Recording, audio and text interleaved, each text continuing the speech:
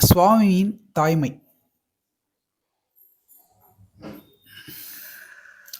சுவாமியின் தாய்மைன்னா ஜெனரலாக தாய்மைன்னு சொன்னால் பெண்களுக்கு மட்டும் அவங்க காட்டுற ஒரு இதுன்னு சொல்லுவாங்க. ஆனால் சுவாமி அந்த ஆண் பெண் பேதம் இல்லாமல் தாய்மை உணர்வை காட்டினார்.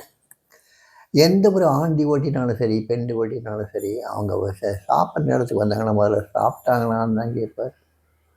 அவங்களுக்கு ஆகாரம் முதல்ல கொடுக்கறதுக்கு வழியை பார்ப்பார். கீமாஜி அடிக்கடி சொல்லுவார், ஒரு அன்னை போல தான், ஒரு தாய் போல தான் என் பக்தர்களை சாமி பார்த்துக்கிறார். கீமாஜி அடிக்கடி தன் பாடல்களே குறிப்பிடுவார். சாமியோட தாய்மை அது எப்படி விவரிக்கிறது? அவரை மாதிரி ஒரு ஒரு அன்பு செலுத்தக்கூடிய ஒரு தாய் உலகத்தில் இன்னொரு தாய் இருக்கவே முடியாது. இந்த தாயும் மாணவன் சொல்லுவாங்கல்ல, அதுக்கு அவர் பொருத்தமானவர். அவர் தாயும் ஆனவர், தெய்வமும் ஆனவர், குருவும் ஆனவர், எல்லாமே ஆனவர். அவர் எல்லாமே எல்லாமே இருக்கக்கூடியவர். அவர்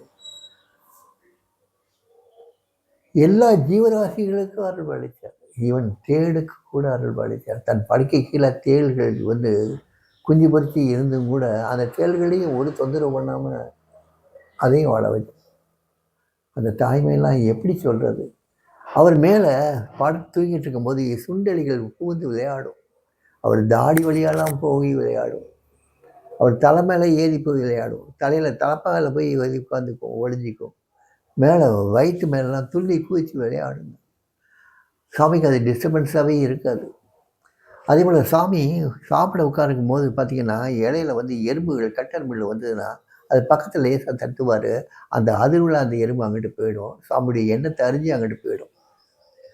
ஸோ சாமியுடைய அந்த தாய்மை வெறும் மனித ஜென்மர்களுக்கு மட்டும் இல்லை, மொத்த ஜீவராசிகளுக்கும் அவருடைய தாய்மை. ஒரு சாய்பாபாவை ஒரு தாய் மாதிரி தானே வளர்த்தார். அதை எப்படி வளர்த்தார்? கடைசி காலம் வரைக்கும்.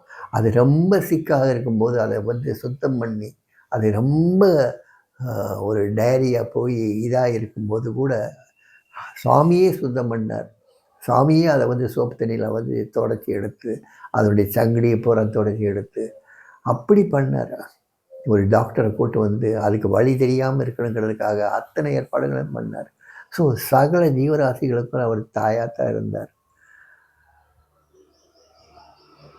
இறைவன் எப்பயுமே ஒரு தாய் ரூபத்தில் தான் வரணும். அந்த தாயினுடைய அந்த குணம், முழுமையான அந்த தாய்மை குணம் சாமிகிட்ட தான் பார்க்க முடியாது. ஒரு பெண் அவளுக்குள்ள பிரச்சனைகள் என்னெல்லாம் பிரச்சனைகள் இருக்குங்கிறத ரொம்ப சுலபமாக சாமி ஊகிச்சிடுவார். அந்த பிரச்சனைகளை எல்லாத்தையும் போக்கிடுவார். அது எப்படியோ ஒரு மர்மமான முறையில், ஒரு மிஸ்டீரியஸான வகையில் அவங்களுடைய பிரச்சனைகளை பூரா போக்கிடுவார். அவங்க தன் தாயிட்ட கூட, பெத்த தாயிட்ட கூட சொல்ல முடியாத விஷயங்களை பூரா கூட சாமிகிட்ட சொல்லுவாங்க. அதே மாதிரி ஒரு ஆணும் தன் எதையும் மறைக்கணும்னு நினைக்கவே மாட்டான். சாமிக்கு தெரியாத விஷயங்களே கிடையாதுன்னு நினச்சி எல்லாத்தையும் வெளிப்படையாகவே சொல்லுவார். சாமி அதை கிரகிச்சுட்டு இனிமேல் நான் இதை பண்ண வேண்டாம்னு சொல்லுவார். ஸோ தாய்மை குணம் சாமிகிட்ட இருந்த மாதிரி ஒரு முழுமையை வேறு எங்கேயுமே நீங்கள் பார்க்க முடியாது. எங்கேயுமே பார்க்க முடியாது. சாமியினுடைய அந்த நேச்சரே பார்த்தீங்கன்னா ஒரு ஃபெமினைன் நேச்சர் தான் இருக்கும். அது ஒரு பெண்மை கலந்த ஒரு இயல்பு தான் அவர்கிட்ட இருக்கும். அவருடைய குரல், அவருடைய அந்த ஜெஸ்டர், அவர் நடக்கக்கூடிய பாவனைகள், அது எல்லாம் பார்த்திங்கன்னா ஒரு பெண்மை சாயல் கலந்து தான் இருக்கும். அதில் ஒரு தாய்மை தெரியும். அந்த தாய்மை ரொம்ப உன்னதமான தாய்மை. அது உலகத்தை பூரா அரவணைச்சிட்டு இருக்கக்கூடிய ஒரு தாய்மை. அந்த தாய்மையை அனுபவிச்சவங்களுக்கு தான் தெரியும். எவ்வளோ பசியோடு போயிருப்பேன், பாஸ்டர் சாப்பிட்டியான்னு கேட்பார். நான் மௌனமாக இருந்தேன்னா உடனே எனக்கு ஆகாரம். அப்பயே எனக்கு வாழைப்பழம், எத்தனை வாழைப்பழத்தை அவரே உரிச்சி பிட்டு பிட்டாக கொடுத்துருப்பாரு தெரியுமா. எங்கள் அம்மா கூட எனக்கு பண்ணியிருக்க மாட்டாங்க. அதே போல் ஒரு தடவை சப்பாத்தியை சுந்தர் கஃபேயில் சப்பாத்தியை வாங்கி அந்த குருமாவையும் சப்பாத்தியும் போட்டு அந்த சிரட்டையில் போட்டு பிசைஞ்சு எடுத்து ஒவ்வொரு கவலமாக கொடுத்தார். ஊட்டி விடலை, ஒவ்வொரு கவலமாக கையில் கொடுத்தார். கையில் வச்சு சாப்பிட்டேன் நான். எங்கள் அம்மாவோட எனக்கு அந்த மாதிரி பண்ணது இல்லை. ஏன்னா நான் பசியோடு இருக்கேன்னு தெரிஞ்சுக்கிட்டு அப்போ இருந்த ஆகாரம் என்ன ஆகாரமோ அதை அவ்வளோ பிரியமாக ஒரு தாய்மை உணர்வோடு கொடுத்து பிள்ளைங்க பசியோடு இருக்கக்கூடாதேங்கிறதுக்காக. இது உடல் பசி. இன்னொரு பசி என்ன?